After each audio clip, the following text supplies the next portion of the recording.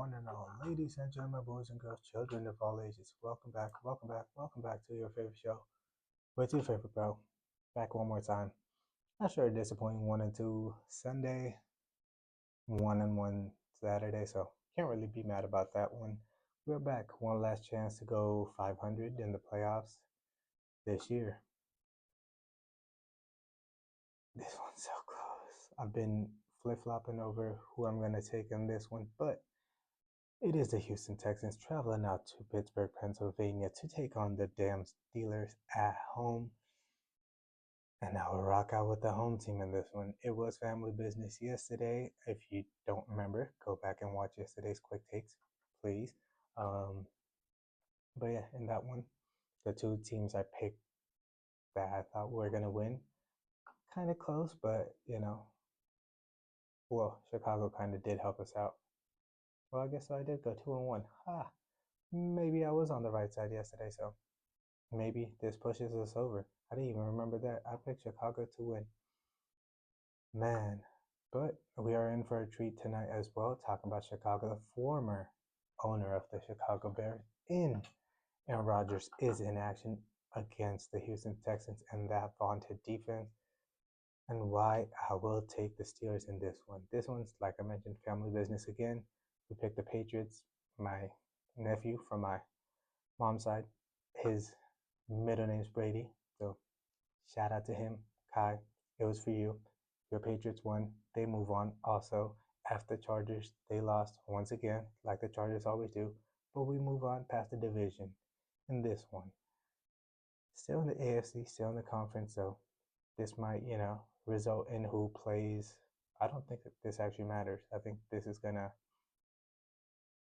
it's already set that Josh Allen's about to go take down Denver, so we will worry about that next week. But in this one, Steelers. Why do I say that? Aaron Rodgers' experience is definitely a part of it. Mike Tomlin in pressured moments.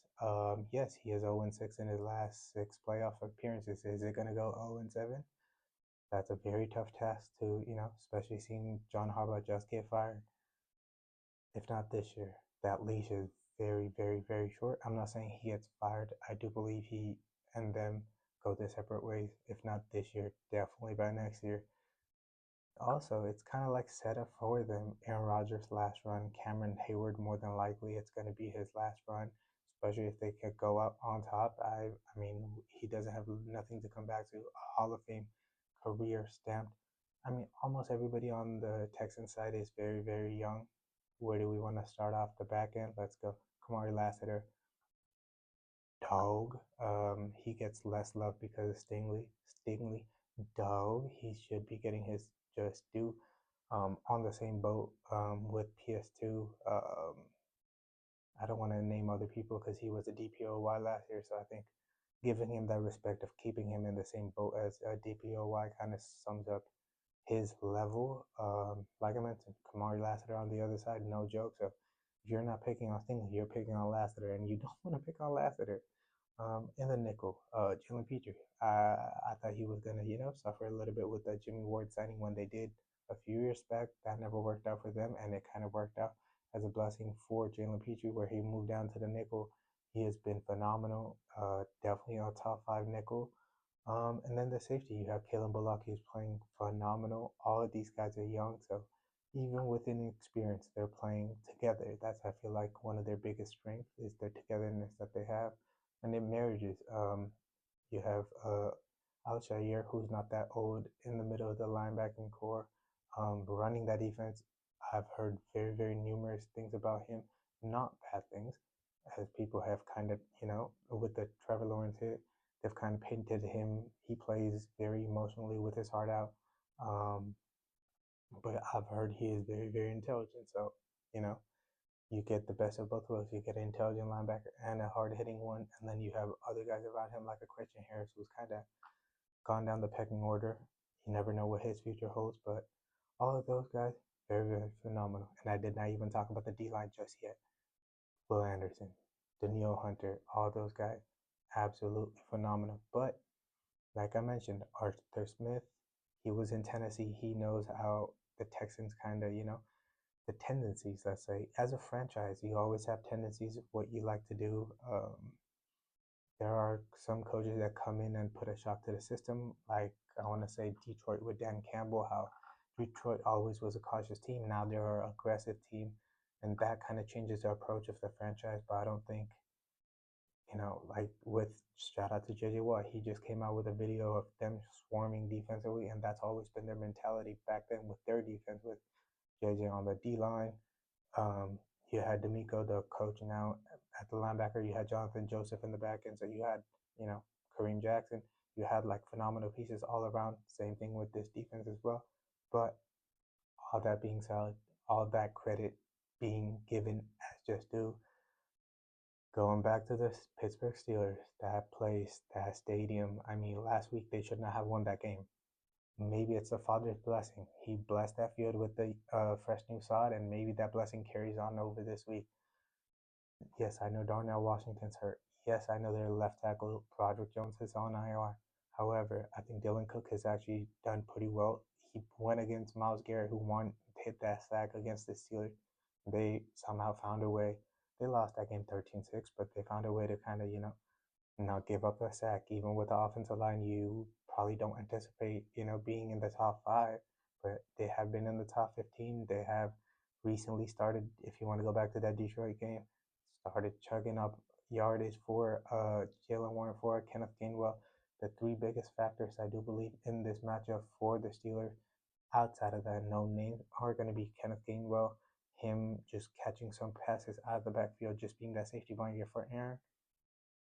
Calvin Austin, his speed, he might get one or two deep passes. If he could come down with one or two of those, I think that's going to, switch the field, change the field, help, the play calling a little bit more, open everything out, maybe open up the run game. That's going to definitely play a factor because Pittsburgh is one of the few teams who have a fullback in Connor Hayward, 2.5 tight end, fullback, whatever you want to say. Their version of the brotherly shove. Aaron's going to go out, Connor's going to come in, Cam's going to come in, and they're going to shove each other. And then the offensive line, they look a lot healthier. They are deeper than that of the Texans once they have lost out on Laramie Tunsil trading him away. There's not a significant piece. Yes, there's Trent Brown on the right side. He is going to have a handful with the quickness of TJ Watt.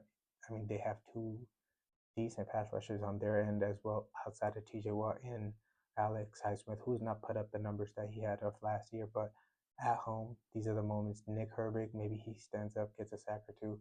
These are going to be the moments. And if you want to look around, even as a pass catchers, though you kind of feel like, Steelers don't really have anybody, DK comes back after a few weeks from the incident from Detroit. Then you have, I already mentioned Calvin Austin, but you have Adam Thielen, who, experienced veteran, one last ride for him too. He's definitely going to want to go out on top. He's going to want to make some plays. You have a Scotty Miller, been there, went to the championship, won it with Brady, and in that playoff run, he didn't have too many like highlight moments because he didn't need that. But when the moment called for him to make a play, he did against Aaron in Green Bay, if we remember, in that playoff matchup. So there might be trust there. Talk about trust. MVS went to multiple Super Bowls with the Chiefs, won a championship. He has that experience. He knows what it takes. Even if you're down, he'll help you.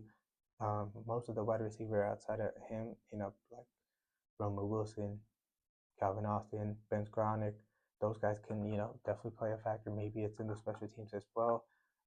And then another thing I do want to mention, Woody Marks. Okay, Nick Chubb, he has not been utilized as much as you would like.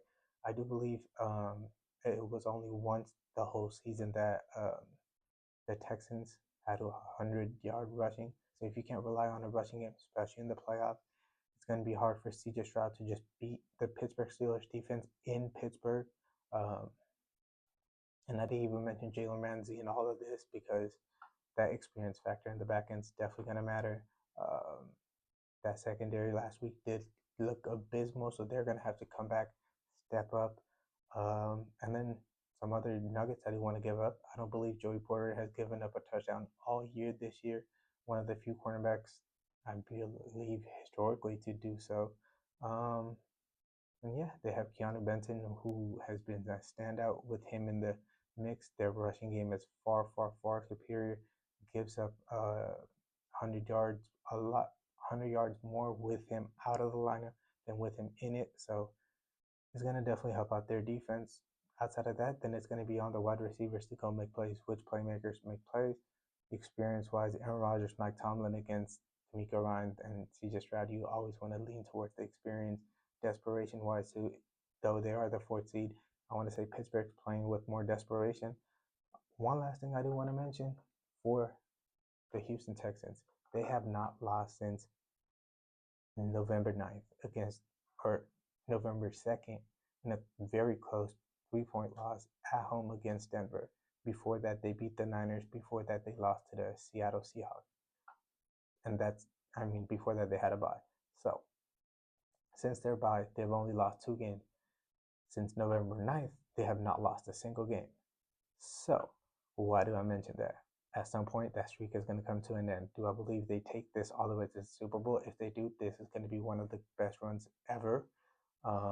Especially with starting out 0-3, then they go 2-3 into the bye. Come out of the bye, they lost to Seattle, and then the run they have had, for sure, one of the best runs ever. When they get past this, but for me, just now, it's very hard for me to pick that offensive line, pick them outside. One last nugget, here we go. I do believe the record for QBs and teams who play in domes outside sub 40 degrees is somewhere around 1-15. So CJ Stroud would have to be an outlier going 2-15 or changing it and adding that second win in there. Do I believe he can do it? Yes, I do. With the weapons that they have, it's absolutely possible. But with everything on the line for the Steelers, with the desperation, the historic aspect, the player's legacy aspect of it, and everything, because for a fact Houston's here to stay for a long time. For the Steelers, this loss can change what the future of this whole franchise is going to be. So there's a lot more on the line for the Steelers. If nothing else, like I mentioned, it's always family business. Picked the Patriots yesterday for the family business. Today, back to it with the Pittsburgh Steelers. And I can't anticipate, how Pennsylvania would react if the Eagles and the Steelers lose in the playoffs in the same weekend within a day of each other, within 24 hours of each other. That place, that whole state might be on fire. So, for all that, for the safety of Pennsylvania, I will pick the Steelers at home, especially once the Renegade plays. Once the terrible towel starts twirling, I feel like the tide will turn as well. It's all about momentum. Either these two squads can win, but I anticipate the experience of the Steelers to take this home. And then we will be back with the divisional matchups next week. There's so much more to talk about in football world in terms of soccer. With Real Madrid firing Javi Alonso, we don't condone that. Maresca's firing, Amram's firing. It's all over the place. Hoops. Warriors lost to the Hawks yesterday. Another disappointing L. But there's, like I mentioned, all that plus so much more to talk about. But I can't do that unless you guys go like, comment, subscribe, all that good stuff. Go show some love. That's how we keep on going. Like I mentioned, the word of this year is growth. And for that, I need your guys' help. And without you guys helping, without you guys showing love, I can't do it alone. So go show the love. Go like, comment, subscribe, all that good stuff. Go catch up on everything. And wait for your boy till next time. You already know what it is. It's all love. Peace.